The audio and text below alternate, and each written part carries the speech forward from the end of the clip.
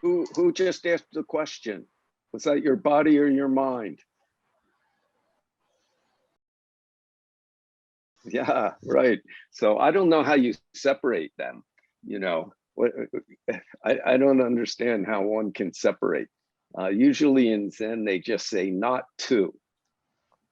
You know, so I think how can I answer this?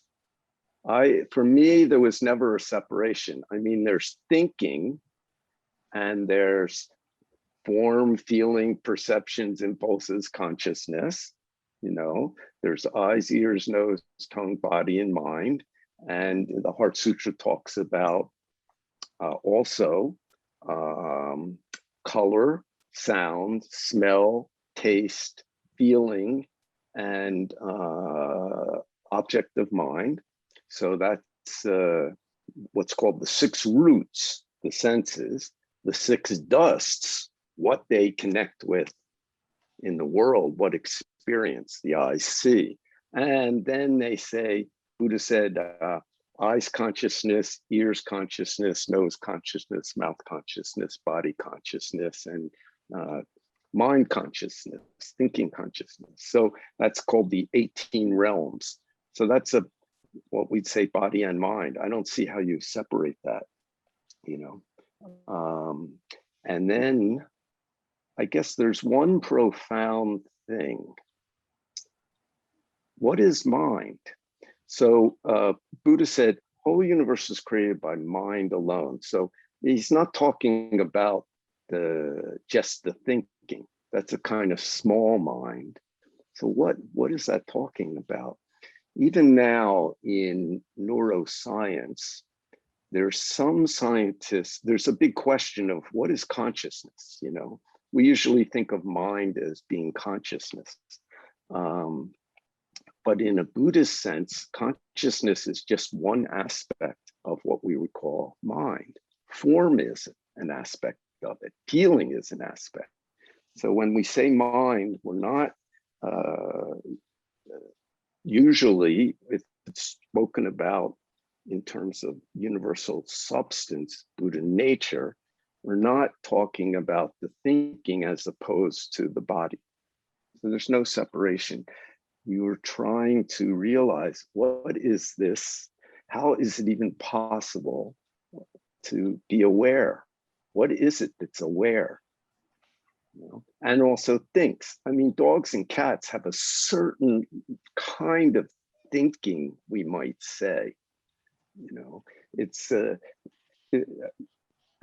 plants have purpose, they have direction, but it's not clear they think in the same way humans think. But they're also made of this, what we call mind. So I wouldn't separate it. When you're sitting, you're also a body sitting there.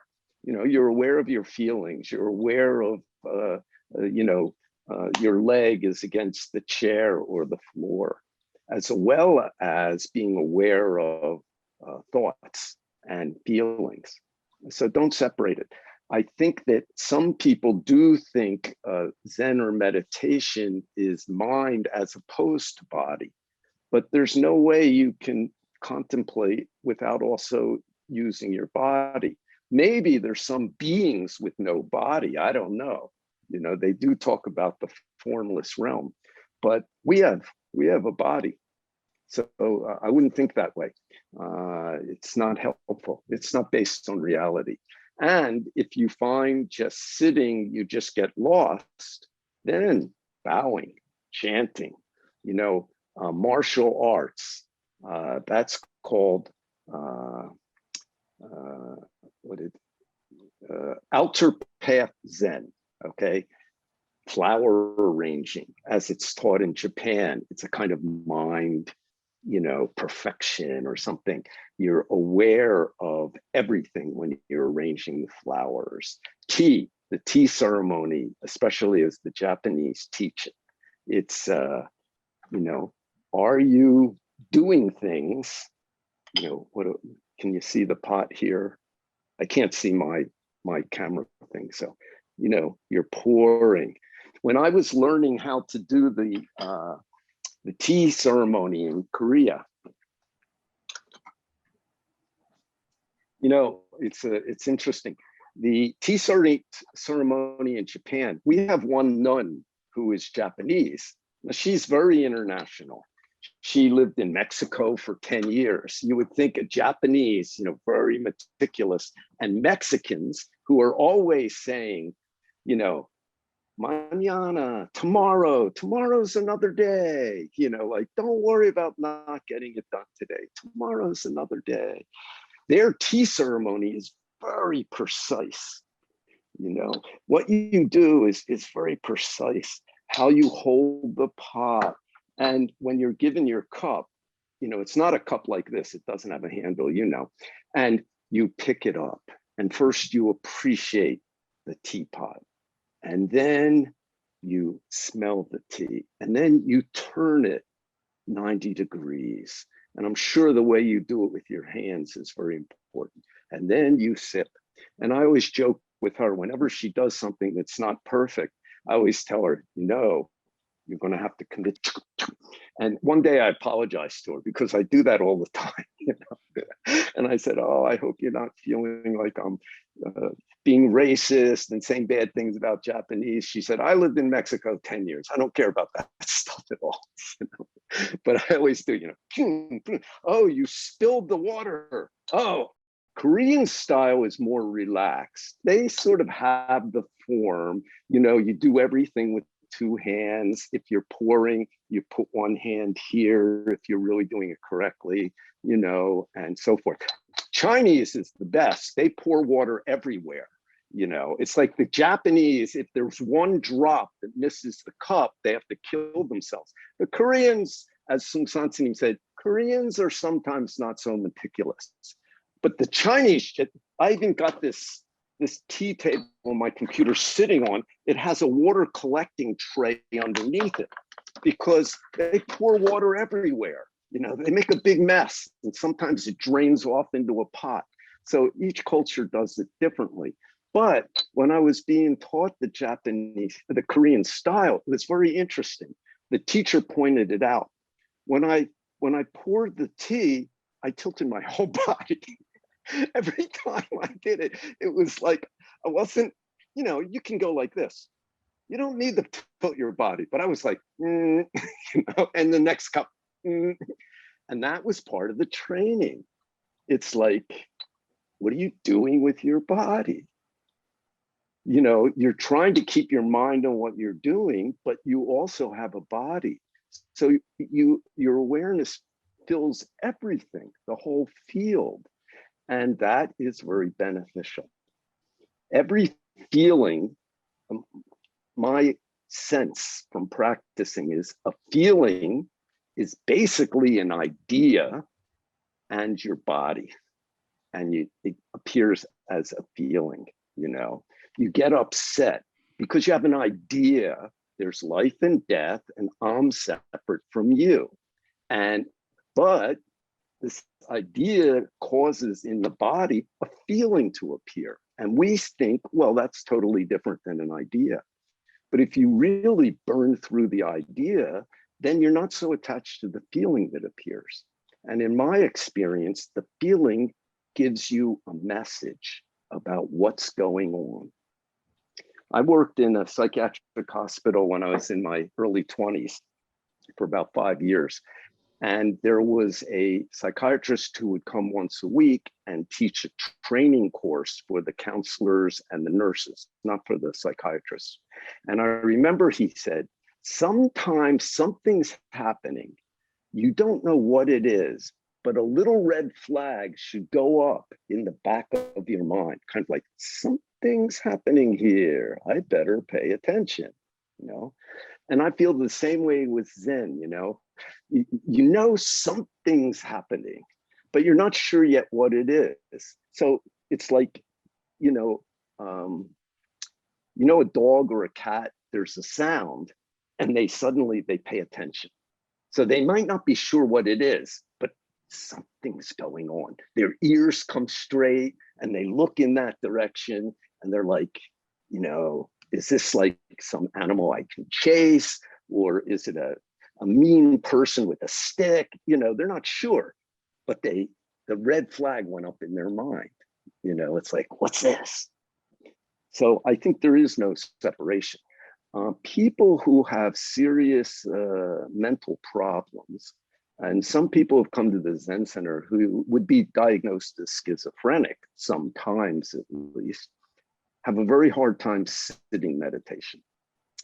So Sunim Sunim would get them to do lots of bowing, lots of chanting, using the body more than we do when we just sit.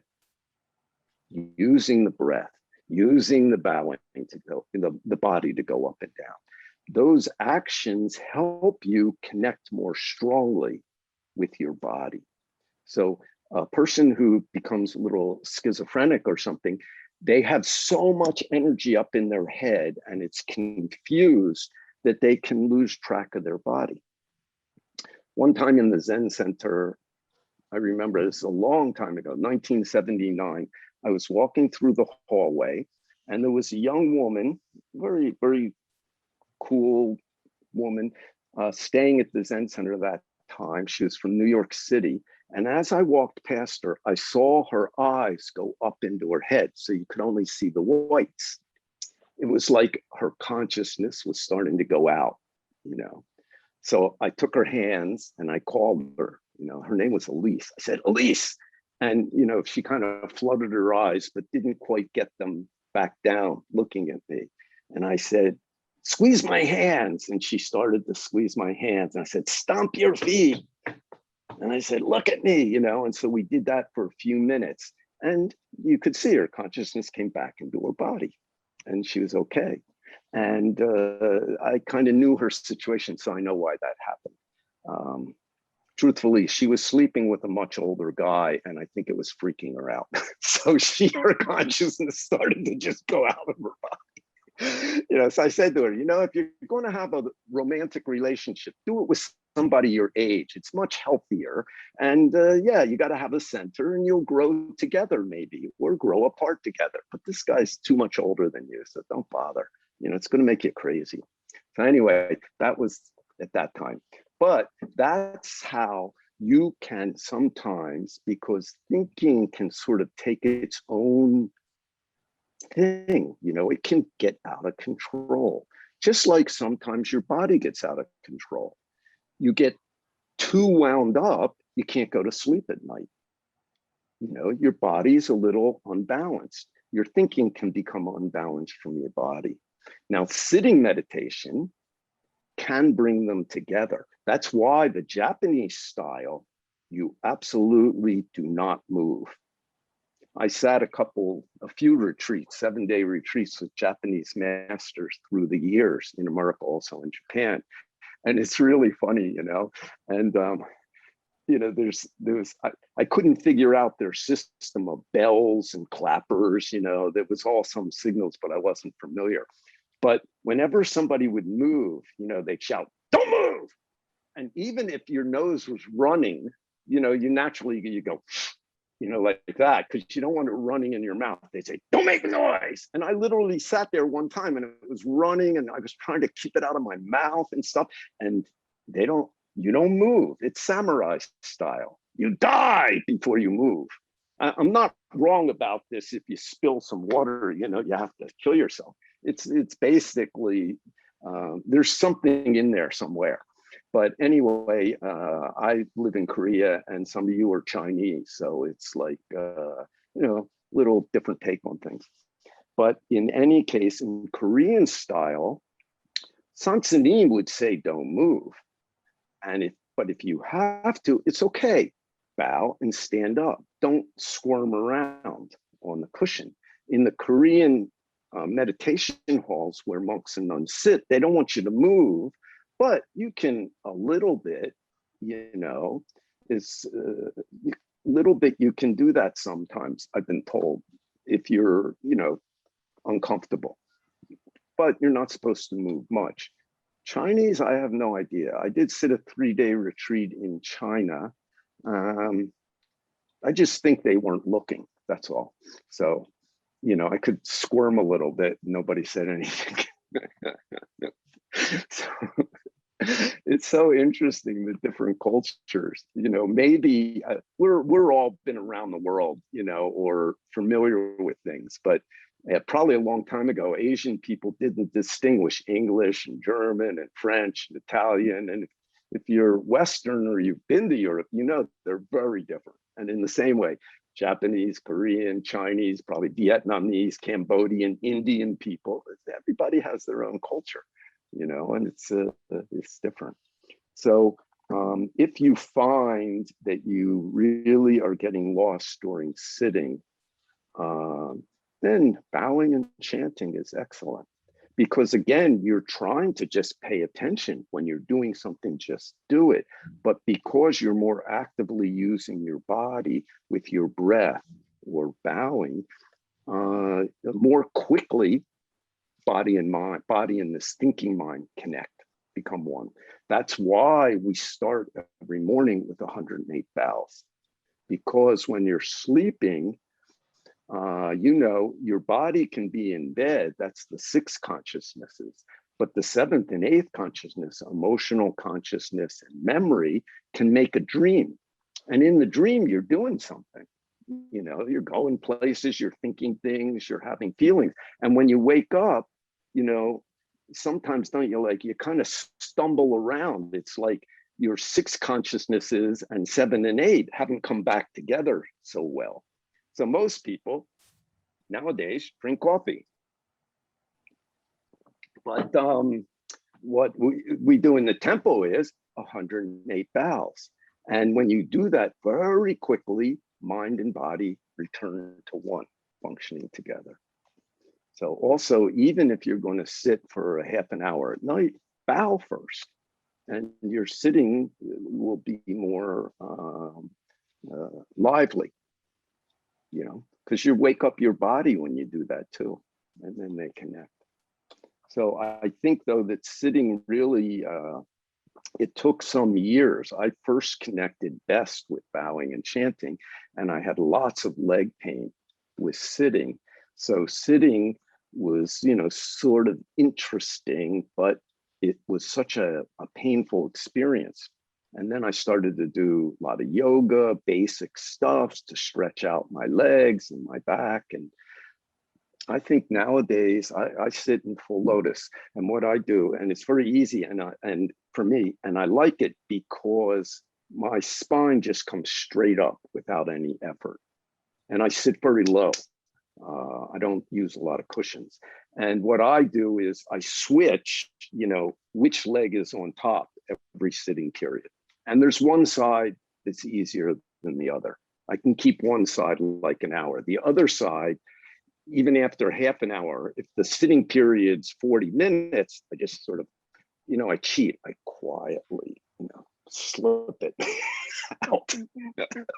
I decided I'm old enough, I don't need to, I can just sort of cheat a little bit.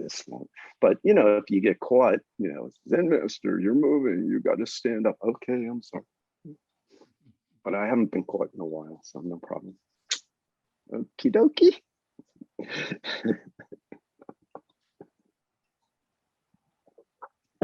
There's a saying in at least in America, it's easier to ask for forgiveness than ask for permission. So if you want to do something, just do it. You may get in trouble for it, but you have to accept that. But if you ask if you can do it, people might say no. So, you got to decide. The most important thing is just, accept the results if you do something. Don't blame people who tell you did something not correctly, or you broke the law. What do they say? Criminals, do the crime, do the time. If you did the crime, you got to do the time. Don't complain if they put you in jail. You knew you were breaking the law. It's similar to that. Okay, so wake up your body. Don't pretend you don't have one. Because your body is definitely, I can see it on the screen, Okay, other questions?